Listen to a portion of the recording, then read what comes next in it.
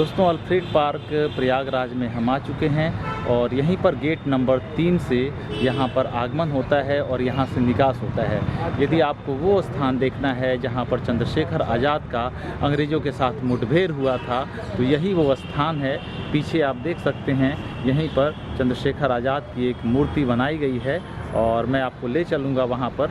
उस मूर्ति के ही पास जिस स्थान पर मूर्ति बनी हुई है, कहा जाता है कि फरवरी 1931 का दिन था और फरवरी 1931 के ही दिन में अंग्रेज़ अधिकारी नटवर के साथ उनका मुठभेड़ हुआ और इस संघर्ष में आज़ाद के पास जो अंतिम गोली बची थी, उसी गोली से उन्होंने कहा कि मैं आज़ाद हूँ और मैं आज़ाद ही रहूँगा। अतः उन्होंने उसी गोली को अपने सिर पर दे मारा और आज़ादी की लड़ाई में उन्होंने भारत माता की बलि वेदी पर अपनी कुर्बानी उन्होंने दी। क्या नाम है आपका सर? मेरा नाम मंजीत कुमार है। मैं अच्छा। केंद्रीय विद्यालय में शिक्षक हूँ। अच्छा अच्छा, ठीक है दिल्ली सर। से आया हुआ हूँ। दिल्ली से यहाँ पे? अच्छा दिल्ली अच्छा, से आया हुआ हूँ। ठीक है सर। कुछ खास कार्यक्रम यहाँ पर? कोई खास कार्यक्रम नहीं, बस प्रयागराग आया था संगम के तट जी पर। जी जी जी जी जी तो उसी क्रम में जी। यहाँ आप चंद्रशेखर कौन से आज़ाद केवी में हैं सर? मैं केंद्रीय विद्यालय पुष्प विहार में हूँ। अच्छा अच्छा, दिल्ली जी। में है जी जी जी जी जी सर। साकेत में। आप कहाँ से हैं सर? हम भी केंद्रीय विद्यालय पुष्प विहार से हैं। जी जी जी। आप सर सोशल साइंस के टीचर हैं? मैं मैथ्स टीचर हूँ। अच्छा अच्छा, आप सर? हम भी दोनों दोनों मैथ जो टीचर है ना, हैं। जी जी जी। थोड़ा सा कार्यक्रम बनाए थे जी जी जी सर। और उसी क्रम में यहाँ आने का अवसर प्राप्त हुआ। जी जी, बहुत बहुत धन्यवाद सर आपको। कैसा लगा सर यहाँ पर आप देख करके?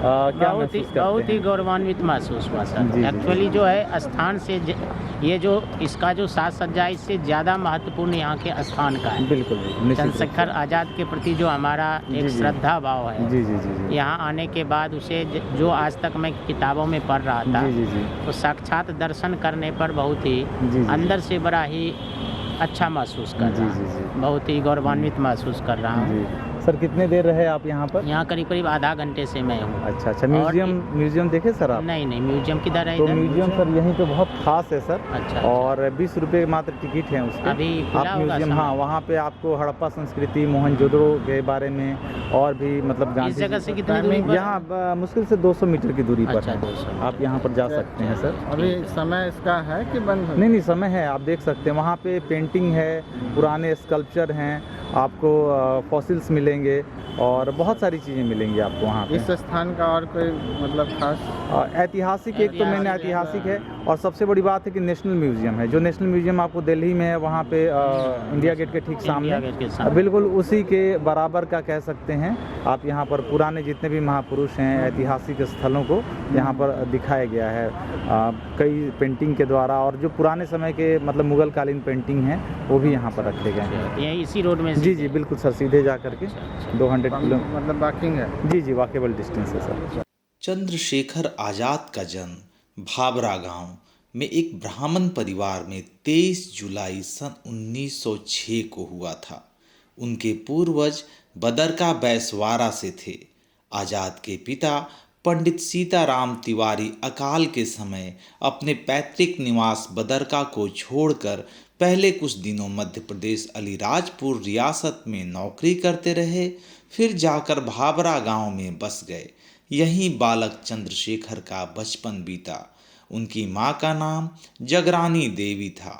आज़ाद का प्रारंभिक जीवन आदिवासी बाहुल्य क्षेत्र में स्थित भाबरा गांव में बीता। अतएव बचपन में आज़ाद ने भील बालकों के साथ खूब धनुष बाण चलाए।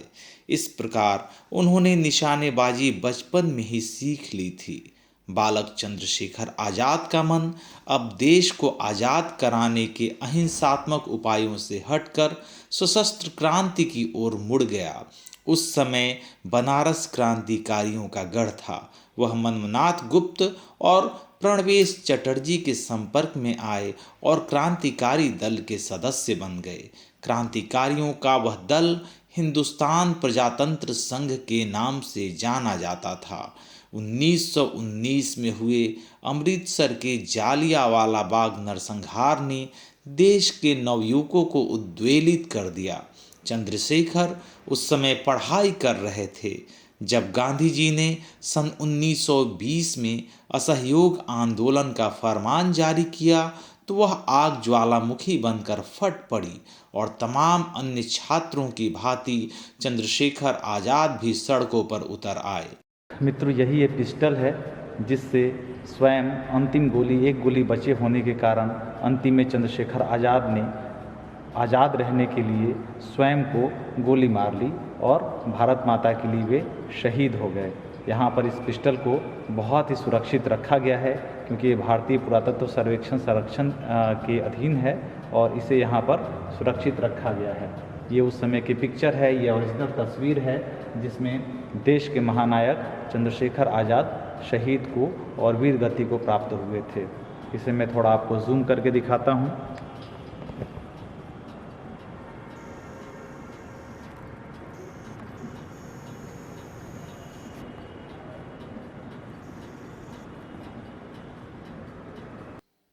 पिस्तौल इस्पात 20वीं सदी।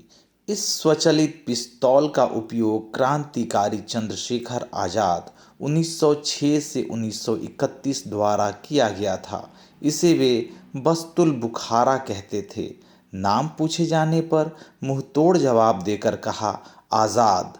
आज़ादी के बाद वह उनका उपनाम हो गया।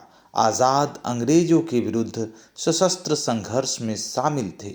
उनके द्वारा किए गए विध्वंसों में काकोरी रेल घटना तथा वायसराय की ट्रेन को जलाने का प्रयास सम्मिलित है। आखिरी लड़ाई में 3 पुलिसकर्मियों को मौत के घाट उतारने के बाद आज़ाद जी ने दिनांक 27 फरवरी को इसी बंदूक से स्वयं गोली मार ली।